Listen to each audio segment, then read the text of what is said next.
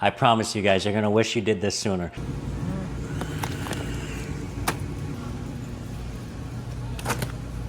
All right, so we're gonna cook this chicken the best way that I found over the past 15 years of meal prepping chicken breast. Gotta have my energy fix. So first things first, you're gonna wanna get you a nice sized pot, cutting board, and some nonstick spray, just so we can coat this. I used to wash and rinse my chicken, but I read something that when the water hits the chicken breast, it like splatters all over the place and could potentially spread germs. Write down in the comments if you prefer to wash or not wash your chicken. Let it just sit in this strainer. And before I start cutting it, I'm gonna examine it and see if there's any hard pieces of bone that the machines forgot, or just pieces of fat. For instance, like this one. And just trim that little piece of fat off right there, and cartilage that's inside this joint right here. And how I like to dice the chicken is vertically like this, and then I take all the strips and cross hatch them. Now I've got all my cubes, just drop them in the pot. Now the thing that really sucks about this method is the time that it takes. You know, it's kind of like an investment for your meal prep. If you put the time into making it, when you go to reheat it every single day for your lunch and dinner, it will taste perfect every single time you reheat it. So I'm okay with that. You know, sometimes when I'm strapped for time, I used to throw it in a crock pot and come home. The first day you have the shredded chicken, it's nice and moist, but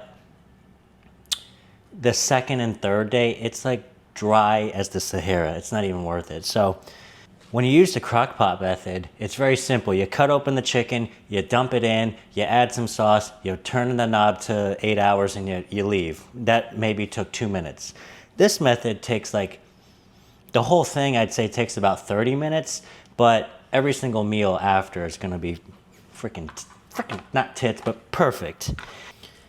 And like I said, I've been eating chicken and rice, oh my gosh, since I first got serious about my meal prep, 2012? 2011. 2011. So I'm mistaken. It hasn't been 15 years. It's been, how do I math? 14 years? Good news, the family's home. And Mackie's got her elephant. Maggie, tell them what's an elephant do.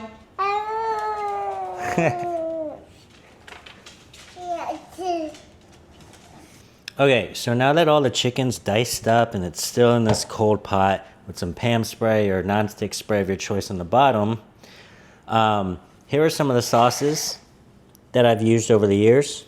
This is a seasoning that I'm currently in love with, but feel free to use whatever you want. I'm gonna go with this one. And all I do is add a smidge. Not giving it a complete bath, but not going super light. And then hit it with some seasons, like that.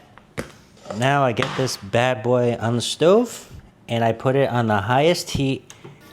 So now that everything's evenly distributed, we just leave this on high the whole time, and we essentially boil this down, and then keep boiling and stirring it until all the water evaporates. And then once all the water's out, it'll start to give it a nice sear on the edges of the chicken. And some of you might be asking, well, first, Matt, why should we take your advice? Because you didn't even wash your hands.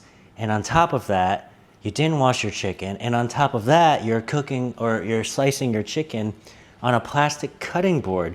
The microplastics and all the bacteria that's trapped in the...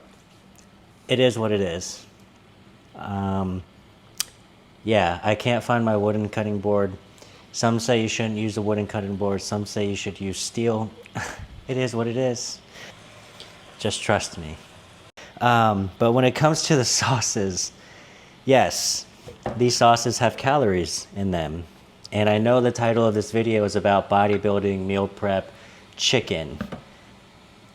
For instance, 1 tablespoon of this sesame seed oil or sesame ginger teriyaki marinade sauce, whatever, has 1 gram of fat, 8 carbs, and 1 gram of protein for 1 tablespoon. I definitely put at least a cup in here, but see, my method boils it, dilutes it, and then essentially gets rid of it. So it's not like you're taking your final product and dousing the sauce and creating like a sticky, gooey sauce on it and getting all those calories from the sauce. It's like diluting it, and what I'm trying to say is the calories don't count, so don't worry.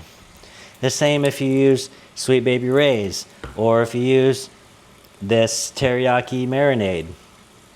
Same thing. You're gonna cook down all the sugars and all that. Yeah, there might be some calories, but this is the way I've been doing it. Still able to hit my goals, whether it's gaining weight or losing weight. And it tastes pretty good. Because, yeah, you can sit here and make plain boiled chicken on the grill with salt and pepper, no anything. And that might last for a couple weeks, might even months. But if you're serious about your health and fitness, chicken, boneless chicken, it will be a staple. I guarantee that. So why not make it taste good so you can sustainably eat clean for the rest of your life? You know, that boiled plain method might work, but it won't last. And I guarantee if you didn't have any chicken prepped, you probably go to fast food or somewhere like that, or put all the worst sauces on it, like ranch, high in fats, Italian dressing, high in fats. So you get the gist.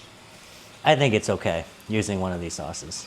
But anyways, this is starting to sear, so we're just gonna keep stirring it. Keep stirring it, keep stirring it, keep stirring it until all the water comes out, and then we're gonna keep stirring it some more. All while keeping this burner on high.